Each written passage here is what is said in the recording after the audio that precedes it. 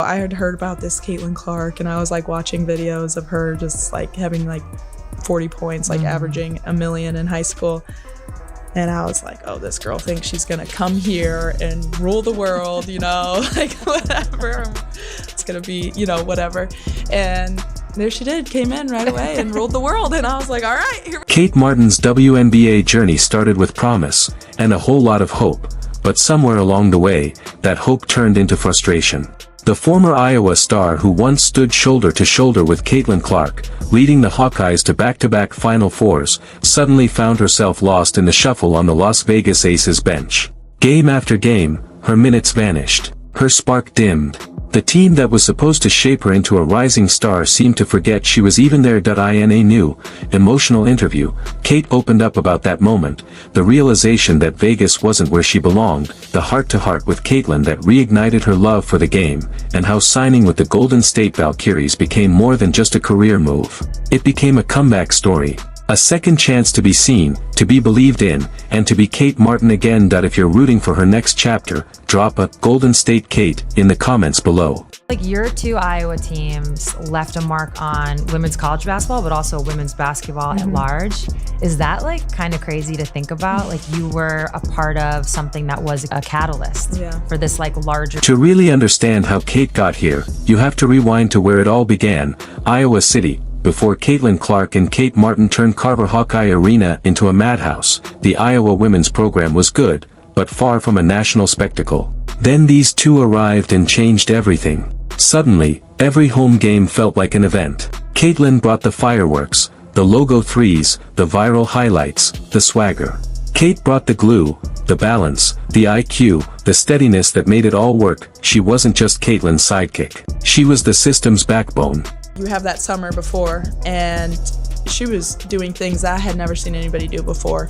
And as a freshman, to come in and have that kind of confidence, like, not everybody has that. Like, I was like, oh, I haven't really seen anything like this. And so we knew she was going to be outstanding. And then, at the beginning of the year, we had some big wins, and there was highs and lows that year for sure. But, you know, it took us a little bit to figure it out. But it obviously turned out better than I could have ever expected or thought. Let's go back to those legendary 2023 and 2024 Final Four runs.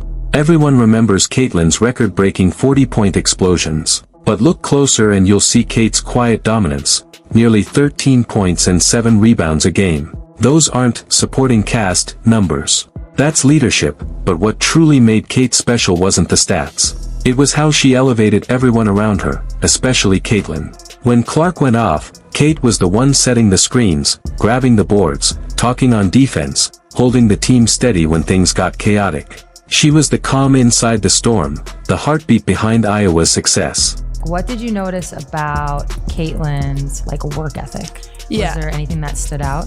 Yeah, absolutely. I mean, she was in the gym constantly. And it was like the way she approached everything too was like, it was like with a sort of excellence. It wasn't like, oh, I'm just gonna go through the motions and like whatever. It was like, no, like, I'm here to kick your butt in every single drill, every single practice, like, and especially whenever our like gray squad guys were playing against us, it was like, if you're across from me, you're my enemy, you know? And like, I think that's just kind of how you have to approach things to get better. And she had that, you know, next level mindset, and it really just... Watch that unforgettable Final Four upset over undefeated South Carolina again. That was Kate Martin's masterpiece. She wasn't the star of the box score, but she was the reason Iowa stunned the world. She rotated perfectly on defense, boxed out every possession, set flawless screens, and kept her teammates locked in. That's not just effort. That's leadership, the kind that doesn't shout but shows up. The kind every championship team quietly depends on. Pick like, kind of like a favorite highlight, like getting to the Final Four. Is it beating South Carolina and breaking their streak? Is it, you know, getting to the final game? Like, what would have been the moment? I would say beating South Carolina. Yeah, no, fair.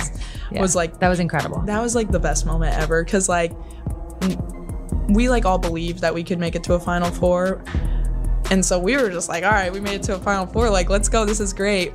We didn't think we were gonna really make it to the national championship. Like the undefeated South Carolina, they're like Twin Towers down there, like just a very long, athletic, good team.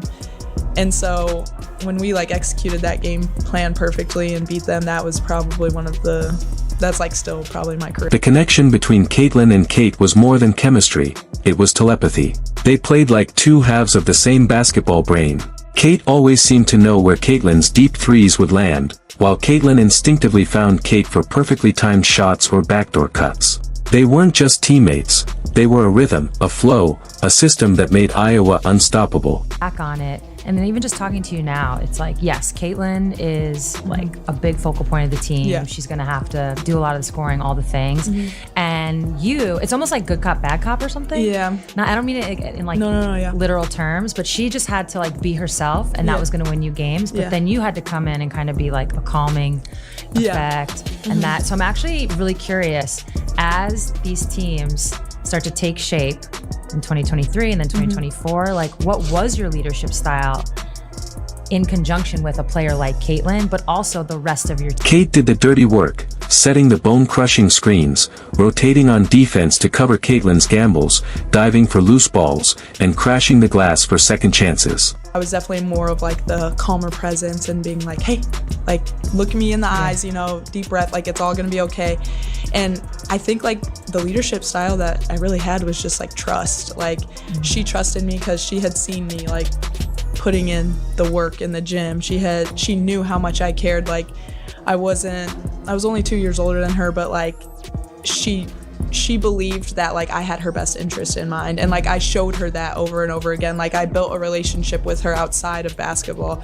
I tried to build relationships with all my teammates outside of basketball, so it wasn't like the only time I'm talking to you is out on the court and telling you like, hey, like can't do that, or like, hey, like do that, you know, whatever. Is like, it's called relationship equity. The Hawkeyes weren't feared just because they had a superstar. They were feared because that superstar had the perfect partner beside her. To get across to Caitlin, you know, like it was like Kate, like that was like my job at times. And then like her junior and sophomore year, like she had done so much like work on herself and like how to be like a great teammate and all of us together, that like I didn't need to like, I don't know, like do all of that. Manage that as much as like I had in the past. But I felt grateful that, you know, she trusted me enough and like I trusted her enough too, to where like it was a working relationship. And so then I just kind of did that with all of my teammates, and I felt grateful that like I was the person who could speak. But the WNBA, that's a different beast. Kate thought that same Iowa magic,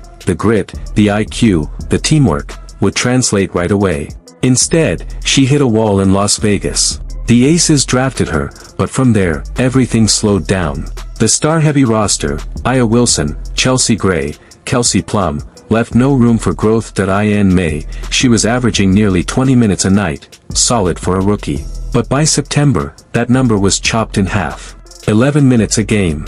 Then the production faded, 2.6 points, 1.6 rebounds. Not because she couldn't play, but because she couldn't play enough. You really do, but like it's just hard, as you know, like there's only 12 spots. By playoff time, it got worse. 6 games, 3 total minutes. That wasn't development, that was a message. In Las Vegas, Kate Martin wasn't part of the plan. Curious, so now that you are into your second year, like what do you think, what makes the WNBA so difficult to play in?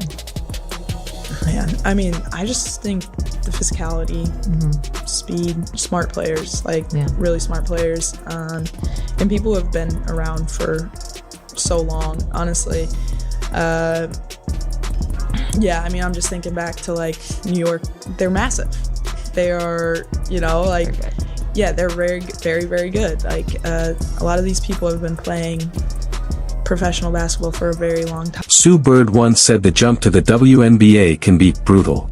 The speed, the strength, the strategy, it humbles even college legends. For Kate, that lesson came fast. Scoring is not easy. Like people who average like however many points, like it's honestly so impressive. Like I've never been more impressed by basketball than like now. Like basketball is a simple game, but that doesn't mean it's easy. It's an easy game. But yeah, like people work really hard. They are long, they're big, they're fast, they're physical. So me just like having to learn how to be patient, play off of 2 feet, play in control.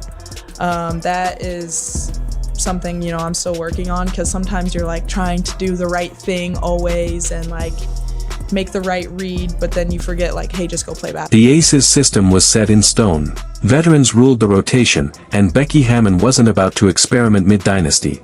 For rookies like Kate, development meant waiting, and waiting, and waiting some more. She wasn't battling other rookies for minutes. She was trying to break into a championship core that had no space for new faces. And that's what stung the most. It wasn't about skill, it was about circumstance. Each game she watched from the bench felt like her dream slipping away in slow motion. Each practice spent running the scout team felt less like a challenge and more like punishment for believing she belonged. Kate Martin didn't lose confidence because of her play.